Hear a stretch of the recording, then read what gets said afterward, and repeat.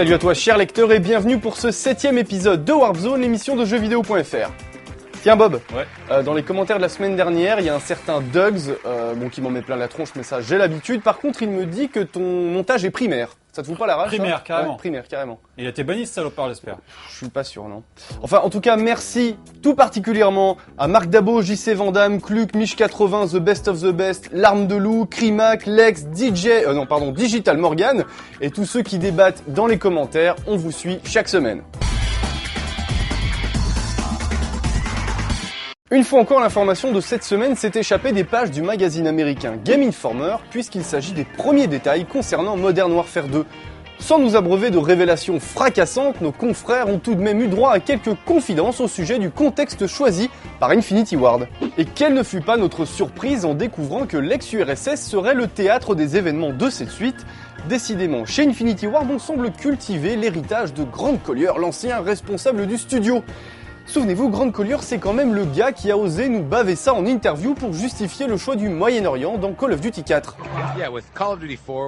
Avec Call of Duty 4, nous avons atteint l'époque contemporaine.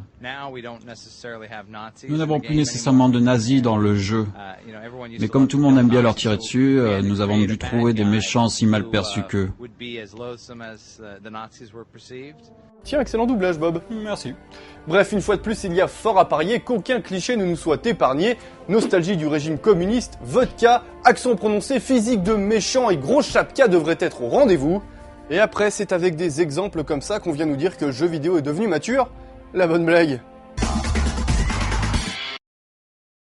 Comme certains d'entre vous l'ont pressenti, la citation de cette semaine est une nouvelle fois sponsorisée par Nintendo, mais cette fois ce n'est ni Reggie Fils-Aimé, Satoru Iwata ou même Shigeru Miyamoto, mais Dennis Kegler qui s'autorise une sortie aux conséquences qu'elle n'avait pas forcément prévues. Interrogée sur le mécontentement des hardcore gamers face à la politique de Nintendo, la vice-présidente des affaires générales de la branche américaine déclare « Nous voulons que votre appétit ne soit jamais satisfait, parce que si nous vous satisfaisons, nous n'avons plus qu'à partir. Ok, rentrons à la maison maintenant. Et aucun de nous ne veut rentrer à la maison. Il y a donc une sorte de relation amusante, je pense, qui se passe entre Nintendo et les hardcore gamers, que nous apprécions et espérons que les core gamers apprécient également. Dans le métier, c'est ce qu'on appelle du lourd.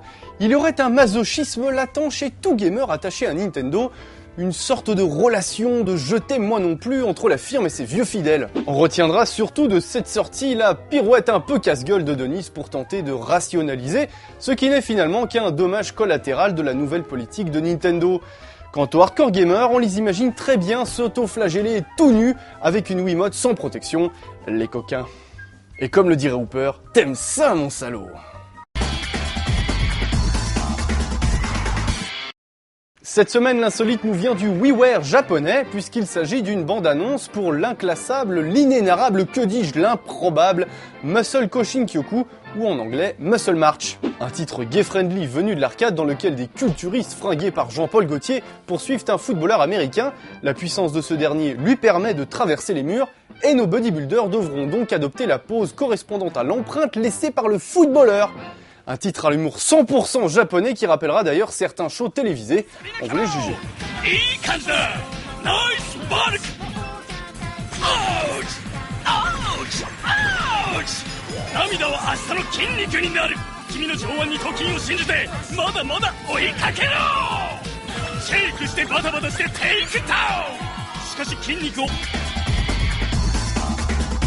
Cette semaine, la rubrique Toi lecteur bien-aimé est à nouveau consacrée au courrier des lecteurs avec comme de coutume une question sérieuse et une question con pour détendre l'atmosphère.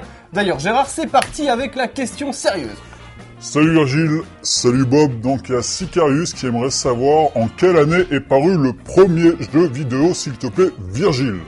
Merci Gérard. La naissance du premier jeu vidéo remonte à l'année 1952. En fait, il s'agissait d'un simple morpion développé par Alexander S. Douglas sur l'EDSAC pour Electronic Delay Storage Automatic Computer, en fait le successeur du tout premier ordinateur complètement électronique.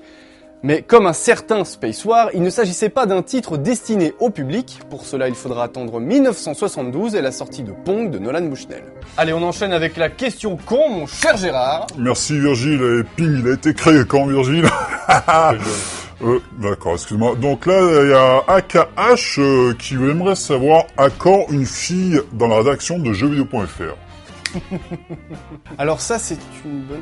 Ah tiens, Christelle, tu tombes bien. Est-ce que ça te dirait de venir travailler avec nous? Genre, tu testeras les jeux de fitness et de coaching physique toute nue. Connard. Bon, bah manifestement, c'est pas pour tout de suite.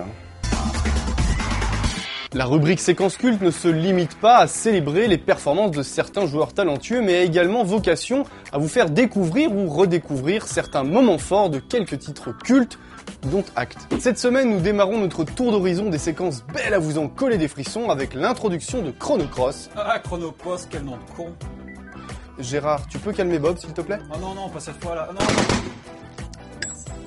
Sur la superbe composition de Yasunori Mitsuda défile un montage des cinématiques du jeu absolument magnifique. Faites péter le son!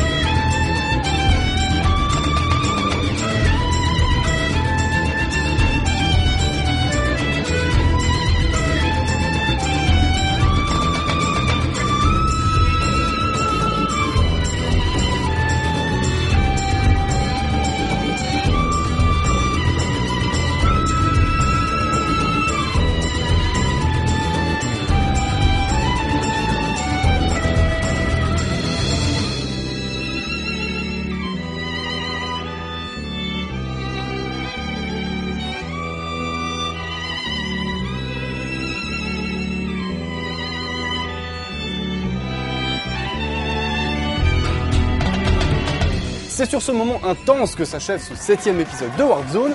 Sur ce, vous pouvez vous en retourner à votre jeu du moment. Il n'y a plus rien à voir.